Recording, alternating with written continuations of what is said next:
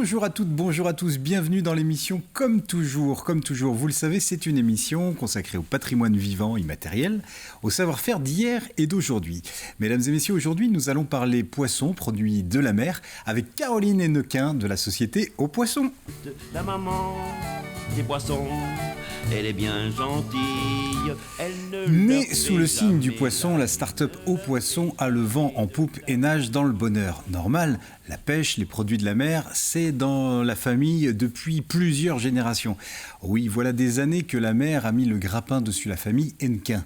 Voilà des années que dans ce débit de passion et de poissons, ils sont shootés à l'iode. Voilà des années qu'ils font volontiers la journée des 3 huîtres et selon un rite immuable Bouchot, Bulot, Tourteau, ils escaladent les plateaux de fruits de mer pour le plus grand plaisir des gourmands. Voilà des années qu'ils ont accroché leur âme à l'hameçon et que la mer mord. Chaque jour, ils sont des milliers de poissons pris dans les mailles de leur filet, des poissons qu'ils apportent une bonne dose de fraîcheur aux consommateurs. Des poissons alors de toutes sortes, de toutes couleurs, des gros poissons, des petits qui, faute d'anchois, se font embrocher de fil en aiguille, des poissons clowns qui font marée haute en couleur, des merlans enchanteurs qui se payent une bonne tanche, des poissons sols accoudés au bar avec l'alevin pour seul compagnon, et même les poissons les plus populaires, les sardines, quand ces petits poissons bleus font leur entrée, eh bien une nuée de nuettes les accompagne.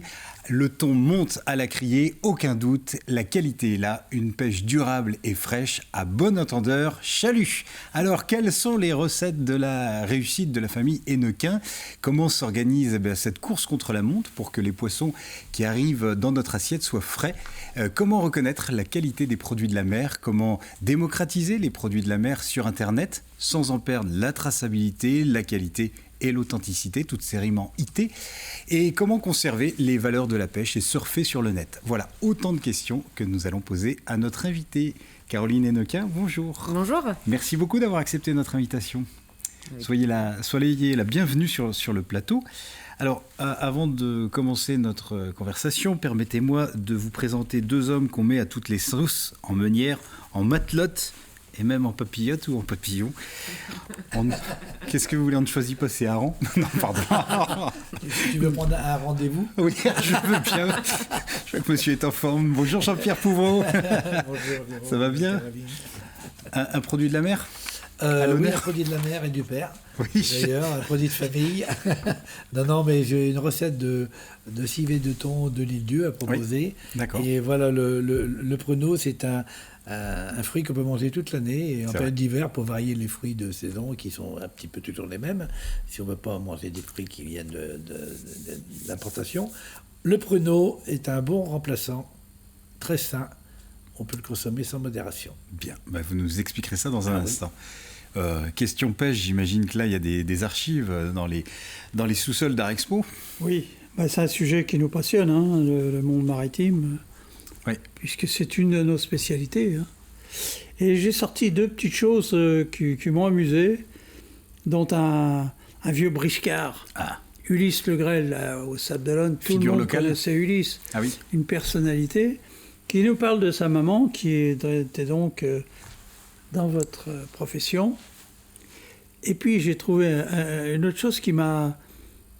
je me suis dit, on peut imaginer aujourd'hui qu'on envoie le poisson, mais il y a seulement 50 ans, comment avoir des sardines fraîches ? C'est vrai. Quand on habite la côte, ça va. Mais, voilà. Mais dès lors qu'on est et un donc peu j'ai plus trouvé une dame qui nous parle des marchandes de poissons dans les années 30. Elle est de Chambretot. Chambretot, donc on a un plein bocage. Voilà. C'est vrai, ça va être intéressant ça. On verra ça dans un instant. Caroline, Au Poisson, je disais que c'est une start-up, c'est ça ? Exactement, ça fait 7 ans. 7 ans, d'accord. Une vieille start-up peut-être. Ouais. Ça fait 7 ans qu'on existe. Voilà, je travaille avec mes deux cousins, donc on est 3 cousins trentenaires. C'est une histoire de famille. Je disais tout à l'heure dans le billet un peu fantaisiste que voilà des années, mais c'est vrai, il y a même des générations. Ça fait 3 voire 4 générations effectivement qu'on est dans les produits de la mer. Grand-père, parents qui étaient soit grossistes en poissons, soit pêcheurs, poissonniers, et même transformateur avec la conserverie Hennequin aussi. Et puis nous, on est la 3e génération de trentenaires avec encore un nouveau concept, la livraison directement à domicile partout en France, mais avec le savoir-faire qui est toujours le même, trouver des bons produits de la mer. C'est ça, 3 cousins qui s'associent. C'est ça. Et du coup, vous dites que c'est le même métier, mais le métier a changé, j'imagine, entre ce que faisaient vos ancêtres, vos aïeux, et puis ce que vous faites aujourd'hui. C'est ça. Mon grand-père c'est un peu déboussolant quand même de se dire aujourd'hui on envoie par Internet du poisson. C'est pas vraiment envoyé par Internet, mais en fait le savoir-faire est le même, puisqu'à la base il y a le poisson qui est débarqué par les pêcheurs, et puis il faut choisir le bon produit avec la bonne saison, l'acheter au bon prix. Ça, c'est un métier qui existe depuis des générations.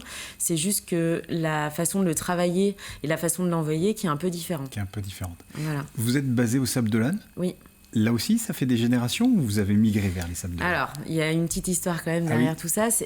Nous, en fait, notre famille est originaire de l'Île-Dieu à la base. Donc, on a poissonnerie, conserverie et grossiste en poisson. Mon grand-père qui travaillait et qui achetait à la criée de l'Île-Dieu. Malheureusement, avec les années, la pêche s'est un peu réduite et les débarquements se sont réduits sur l'Île-Dieu. Du coup, la majorité des débarquements se font au Sables d'Olonne maintenant. D'accord. Donc, c'est pour ça qu'on a migré de l'autre côté, on va dire, sur le continent. Et donc, on est venu s'amarrer au Sables d'Olonne sous la criée des Sables d'Olonne. Mais il faut savoir que les pêcheurs de l'Île-Dieu débarquent en majorité au Sables d'Olonne. Donc, vous les retrouvez. Les produits sont les mêmes. Vous connaissez les produits, vous connaissez... Exactement. Et comment vous répartissez le travail ? Trois cousins, donc c'est chacun son domaine ou... Chacun a son domaine, effectivement, on est assez complémentaires. Il y a Benjamin, lui, qui est à 4h le matin sous la criée à choisir le poisson physiquement. C'est important parce que de plus en plus de personnes achètent par Internet le poisson à la base. Ça, on vend par Internet, mais on n'achète pas par Internet. Vous le voyez. Il faut le voir, le produit. Donc on achète principalement sous le criée des Sables d'Olonne, Saint-Gilles-Croix-de-Vie et Noirmoutier. Voilà, les ports vendéens. Et un peu en Bretagne, pour avoir une offre complémentaire. Donc ça, c'est Benjamin le matin qui sélectionne le produit. Et après, avec Maxime, on s'occupe de Au Poisson, de le vendre sur Internet. Donc lui, il est plutôt en côté préparation. Donc même si on a aujourd'hui des salariés qui travaillent dans notre atelier de préparation, mais il est plus à même de les aider, puisqu'il est poissonnier de métier, Maxime, mon cousin. Et moi, je suis plutôt dans la partie bureau, on va dire. Sur la partie un peu plus administrative et marketing, communication, même si on est très complémentaires, parce que mon cousin le fait aussi, et moi aussi, je sais, tout à l'heure encore, j'étais en botte dans le laboratoire à faire les commandes. C'est un univers que vous connaissez bien. Exactement. Comment on garde cette authenticité, malgré tout ? En l'expliquant, ça veut dire qu'on communique beaucoup ? On communique parce qu'en fait, les gens sont quand même assez réfractaires à acheter sur Internet des produits ultra frais, même si en une année, là, avec tout ce qui s'est passé au niveau de la crise sanitaire, ça s'est quand même beaucoup plus démocratisé. Les gens nous posent moins de questions sur comment ça va arriver chez moi.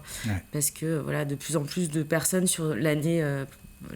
sur les mois précédents, ont passé le cap d'acheter sur Internet. C'est une pratique maintenant plus courante. Exactement. Mais l'authenticité, c'est d'expliquer que nous, on est encore sous la criée des Sables d'Olonne, qu'on achète physiquement le produit. C'est pas des machines qui coupent les produits ou qui le filtrent, c'est nous. C'est nos salariés et nous. Et puis c'est juste le mode d'envoi qui change. Les produits sont les mêmes. Il y a toujours des sardines qui arrivent au mois de mai, du maquereau qui arrive au mois de mai, du thon qui est débarqué plus tôt l'été, la Saint-Jacques qui se termine là dans pas longtemps, on est sur la fin de saison.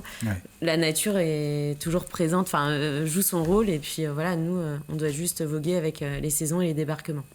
Vendre un poisson en entier, c'est pas forcément... je pense à une commande Internet, je veux pas forcément du poisson en entier, ça veut dire qu'il va être portionné, j'imagine. Est-ce que ça enlève la traçabilité, ou au contraire, on est quand même en mesure de retrouver... Alors, tout ce qui s'achète vraiment sous les ports vendéens, nous, on peut avoir la traçabilité parce qu'on l'achète en direct. Après, le produit, en fait, nous, on le vend entier ou en filet sur le site Internet. Ça, c'est le client qui choisit. Mais à la base, nous, on l'a entier. Donc, on a l'achat, en fait, du poisson avec la traçabilité. Après, c'est juste, comme chez le poissonnier, c'est sur l'étal et on le filtre, on le vide, etc. Sauf que cette étape, le client n'est pas en face de nous, mais ça se passe de la même manière. Qui sont vos clients ? Alors, on travaille avec des clients donc, particuliers. Donc, comme vous, demain, vous allez sur notre site internet. Et on vous trouve. Voilà. Vous habitez La Roche-sur-Yon, vous habitez Nantes, ou vous habitez même Lyon, Marseille, Paris.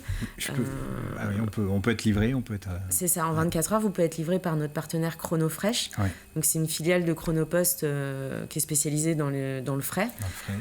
Voilà. Donc, ça, c'est une partie de notre clientèle. Alors, on touche beaucoup de clients, on va dire, particuliers. Ça peut être de tout âge. Il y a des gens aussi qui ne peuvent plus forcément bouger de chez eux. Donc c'est aussi le service à domicile. Voilà. C'est aussi du service à domicile. Et on s'est rendu compte que, il y a beaucoup de gens qui étaient un peu isolés, soit par un problème physique ou quoi que ce soit, mais aussi isolés dans le sens où il y a peu de poissonneries en France. Ça se fait rare. Et dans certaines régions, il n'y en a plus du tout. Donc, on vient aussi apporter un service qu'ils n'ont plus aujourd'hui. Dans certaines régions, ou en tout cas, ils ne retrouvent pas la qualité des produits qu'on peut trouver sur nos côtes à nous.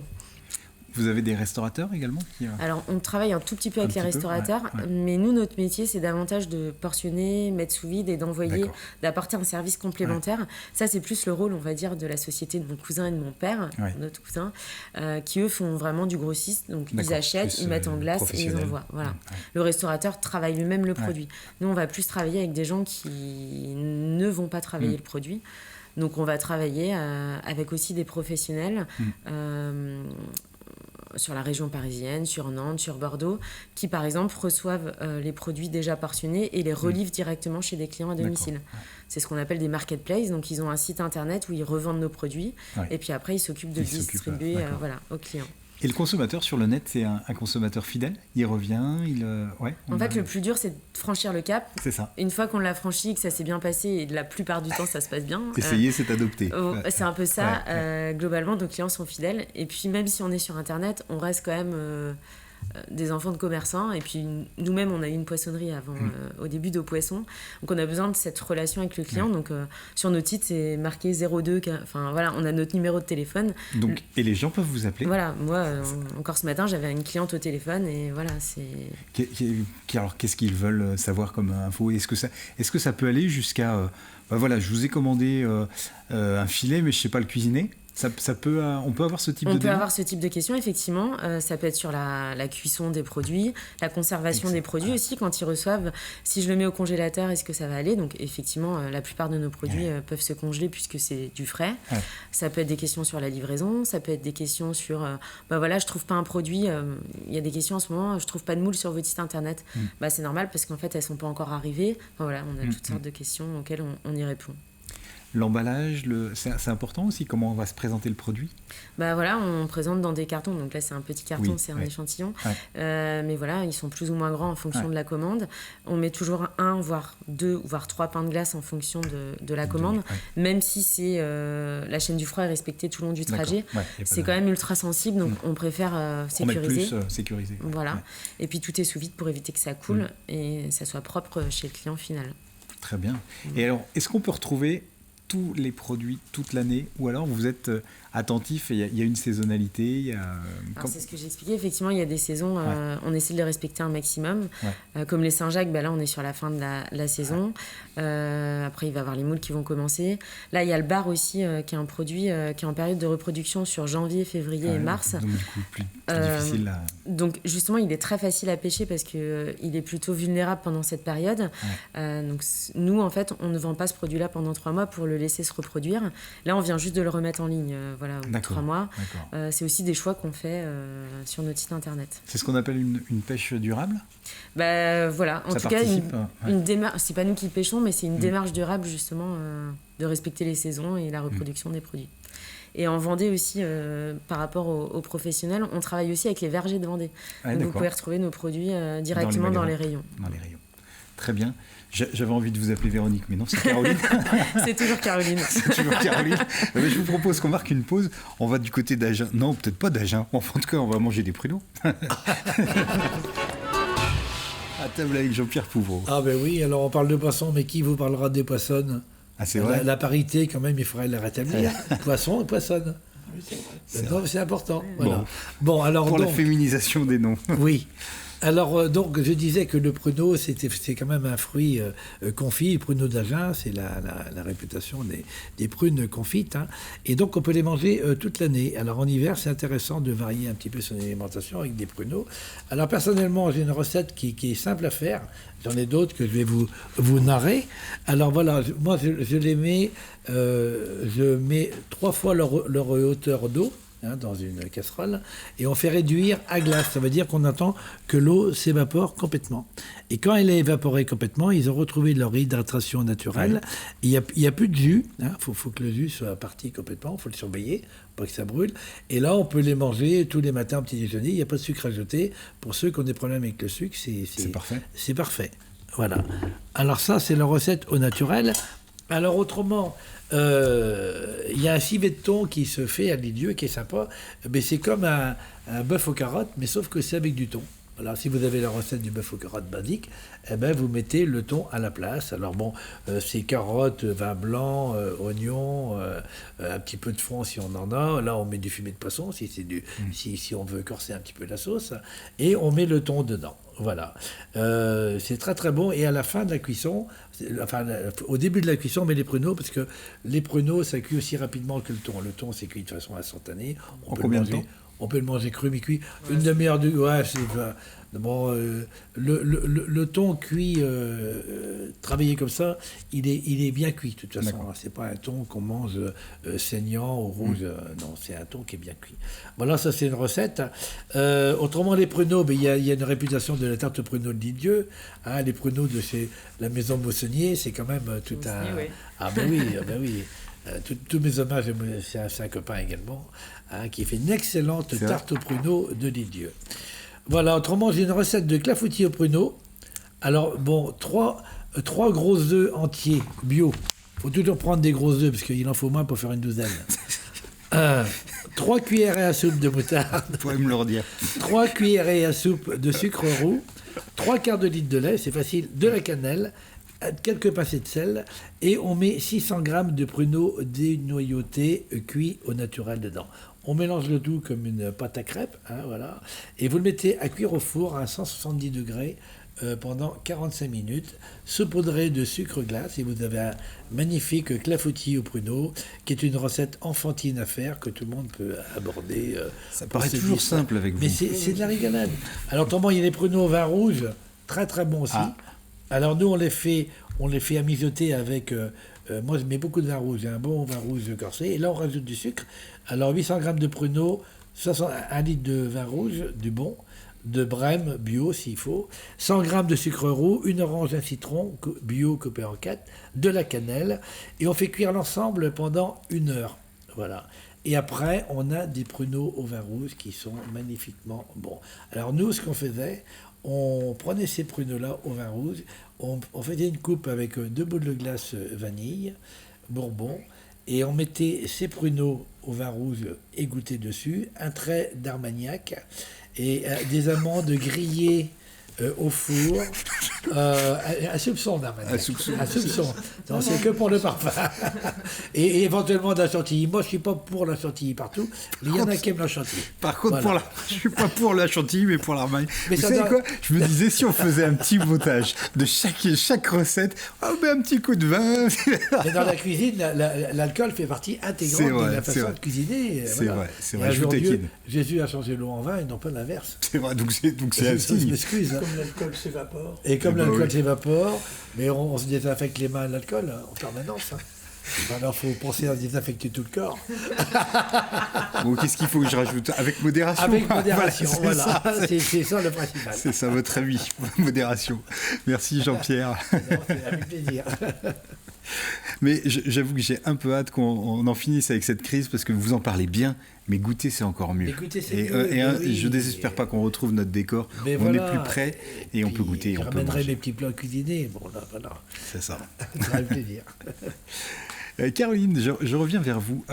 Est-ce qu'il y a aussi dans la société au poisson, l'envie de démocratiser les produits de la mer, c'est-à-dire aussi une attention particulière portée au prix et aux tarifs, parce qu'on ne va pas se mentir, parfois on est sur des tarifs qui peuvent être élevés, pas forcément chez Au Poisson, mais en général, les fruits de mer, ça peut représenter un budget. C'est ça. Et puis sur notre site, il y a aussi la livraison qui est intégrée, le service. Donc, c'est pas qu'on est plus cher ou moins cher, mais voilà, il y a un service aussi intégré. En fait, pour payer au bon prix, c'est acheter de saison aussi. C'est ça. En fait, plus il y a de débarquement de poissons, c'est le jeu de l'offre et la demande. Si vous prenez du homard à Noël, en fait, il n'y a quasiment pas de homard et puis tout le monde en veut. Donc, les prix ils grimpent parce que tout le monde reste appuyé sur le bouton pour l'avoir, pour schématiser un peu comment ça se passe sous la criée. Mais par contre, si vous achetez de la sole en plein mois de février, les prix vont dégringoler parce que les pêcheurs sont partis à la sole et il y a plein de sols de débarquer. Donc, en fait, c'est notre rôle d'aiguiller aussi sur la saison des poissons. Là, en ce moment, on avait du maquereau qui n'était pas très cher parce qu'on commence la saison. Donc, en fait, un poisson n'a pas un prix... Peu de poissons ont des prix stables sur l'année, c'est de les acheter au bon moment. Au bon moment. C'est ça. Et par exemple, le homard, au lieu de l'acheter à Noël, l'achetez plutôt en juin ou en juillet, et vous l'aurez à 2 fois moins cher et il sera meilleur parce qu'il sera juste pêché. C'est ça. Faites Noël en mois de juin, quoi. Exactement. Tout fout le camp en ce moment. C'est ça. Oui, donc effectivement, est-ce qu'il vous arrive aussi, pour garder le lien avec les consommateurs, de mettre des recettes ? Est-ce que on met des recettes sur le site internet. Sur le site et pas forcément dans la petite boîte. J'ai pas ramené. On met des petites fiches en fait. D'accord, il me semblait que j'avais vu ça. Les gens peuvent ajouter, c'est leur choix de mettre ou pas mettre, de choisir ou pas la fiche, dans fiche pratique sur le site internet. C'est ça, c'est ce que j'avais vu. Alors nous, on n'est pas des restaurateurs, mais par contre, on donne plutôt des conseils de conservation, de cuisson, des préparations assez simples parce que dans la famille, on travaille très simplement le produit et on donne un peu nos recettes de grand-mère et de parents. Donc en général, c'est pas trop cuire le poisson et moins on en met, mieux c'est. C'est un peu les conseils qu'on donne. Et comment vous vous faites connaître ? Parce que c'est vrai que on va au Sable d'Olonne, vous êtes connu. Après, comment on existe à Lyon, comment on existe à Reims, comment on existe à Lille ? Ça, c'est un travail sur Internet. C'est le travail sur Internet. C'est pour ça qu'on a quelqu'un chez nous pour ça aussi. Ça s'appelle du web marketing. C'est un mot un peu farfelu, mais c'est justement pour ressortir plus facilement, par exemple sur Google, quand on tape poissonnerie, livraison. Donc ça, c'est un travail là-dessus. C'est de se faire connaître aussi, comme là, d'en parler. Vous êtes assez médiatisé. Vous avez fait quelques émissions. On vous a vu. Quand on va sur le site, on voit qu'il y a quelques références médiatiques. Donc effectivement, ça nous sert aussi à nous faire connaître. Et puis par les réseaux sociaux aussi. Il y a plusieurs... le bouche à oreille, on essaie aussi de se faire connaître de cette manière-là, mais j'ai envie de dire, il n'y a pas de secret, c'est le temps et puis de faire de la qualité. Et la qualité. Voilà, c'est ça. Bouche à oreille pour être durable. De bouche à oreille, c'est aussi le nom de la chronique de Jean-Pierre Bertrand. Jean-Pierre. J'allais vous dire qu'à votre discours, j'ai compris que vous n'étiez pas une baladeuse. Une baladeuse, c'est-à-dire quoi ? Un baladin ? Alors, une baladeuse, c'est quoi ? Qui mène en bateau ? Pour éclairer la lumière. Bon. Ah oui, la petite baladeuse électrique. Et je suis honnête avec vous, c'est parce que j'écoute pas mal de choses que j'ai découvert le phénomène. En fait, la baladeuse, c'était la marchande de poissons qui se baladait. Ah d'accord. Qui allait dans les rues, partout. Ah, oui. Okay. Et la maman de celui qu'on va entendre était baladeuse au Sable d'Olonne. Non, elle n'était pas baladeuse, justement. C'était la force de cette femme, alors que beaucoup n'étaient que des baladeuses. Ça veut dire qu'on a déjà, en gros, une place au soleil pour vendre du poisson. Donc on va entendre ce témoignage d'Ulysse Le Grêle, un nom qui va sonner au sable, parce que c'est une figure locale, qui nous parle de sa maman, dans les années 30, 35, qui était une poissonnière. Eh bien, on écoute. Mais votre mère travaillait Ma mère, elle vendait du poisson. Elle vendait du poisson. Elle achetait du poisson au bateau et elle revendait. Vous aviez toute une rangée de baladeuses qui étaient là, enfin des baladeuses, les charrettes, où les femmes vendaient de la sardine. Vous aviez des marchandes qui faisaient les rues. J'avais mes 2 tantes qui faisaient les rues. Toutes les rues des Sables. Toutes les rues des Sables. Mais à la Chaume, Très peu. Et elles arrivaient à vendre toutes leurs sardines? Ben, ils arrivaient. Mais elles devaient gagner leur croûte, puisque... Alors, c'était une charrette qu'elles poussaient? Oui, c'était une charrette qu'elles poussaient. Elle poussait la charrette. Jean-Pierre, un autre sujet? Alors, j'avais une question à vous poser. Est-ce que vous interpellez les clients par le cri de rue, ce qu'on appelle un cri de rue? Il y avait la criée, il y a la criée où on criait à l'époque pour avoir le produit. Comment ces femmes interpellaient les gens, appelaient les gens pour leur vendre de poissons? Alors je vais demander à Jean-Pierre, parce que comme il est investi dans la confrérie de la sardine, comment les femmes de Saint-Gilles, Croix-de-Vie, annonçaient qu'elles avaient de la sardine à vendre? À la fraîche, à la fraîche. C'est ça. À la sans sel. Voilà. Ouais. Et au sable? À la fraîche. Ah, oui. À la fraîche aussi, mais aussi. À la fraîche, ouais. À la graude. Ah oui, à la graude. À la graude. Ah, je ne connaissais pas le terme. Et... Bon, voilà, c'était pour vous mettre dans le pétrin un peu. Je ne sais pas. Ah oui, oui. Bon, et non, mais là, pas boulangère. Là, moi, je me souviens par contre de ces marchands avec une petite trompe. Ah oui, ben oui. Ah oui, pour attirer. Corne, ouais, qui nous appelait. Là, alors, justement, on a entendu un gars des sables, c'est facile, il est frais. Hein. Et là, je me suis posé la question, comment, quand on habitait dans le bocage, comment on pouvait avoir du poisson frais? Ben oui. Eh ben voilà, un témoignage donc de Marie-Thérèse Bourrasso, de Chambretot, qui va nous parler du poisson dans le bocage. Du poisson dans le bocage. Il y avait une vieille grand-mère qui passait tous les vendredis. Alors elle avait du poisson, elle avait des huîtres. Quand c'était la saison des moules, elle avait des moules. Et puis la sardine sablaise. Avant, on avait les marchands, les marchands des herbiers. Il y avait des... bon, eux, ils en achetaient évidemment une quantité quand même importante parce qu'il y avait foire et marché. Alors, quand ils ramenaient la sardine des sables, en principe, ils passaient l'après-midi vers 5 heures. Hein. Ben ça, c'était automatique. La journée qu'ils passaient, ils venaient au printemps, du mois de mars jusqu'à la fin de l'été, quoi. Ah ben ça, on mangeait de la sardine grillée, hein. Ah oui, la sardine sablaise, c'était un régal, hein. Qu'est-ce qu'elle était bonne, cette sardine, hein. Et on voit en image la team au poisson qui a dépassé le bocage maintenant. Si hier on le conduisait dans le bocage, maintenant on peut aller au-delà du bocage. Ah oui, oui. C'est la fin de notre émission. Merci beaucoup Caroline de nous avoir rendu visite. Bon vent. Merci. Et puis merci les Jean-Pierre. Puis on va se dire à bientôt. À bientôt. À bientôt.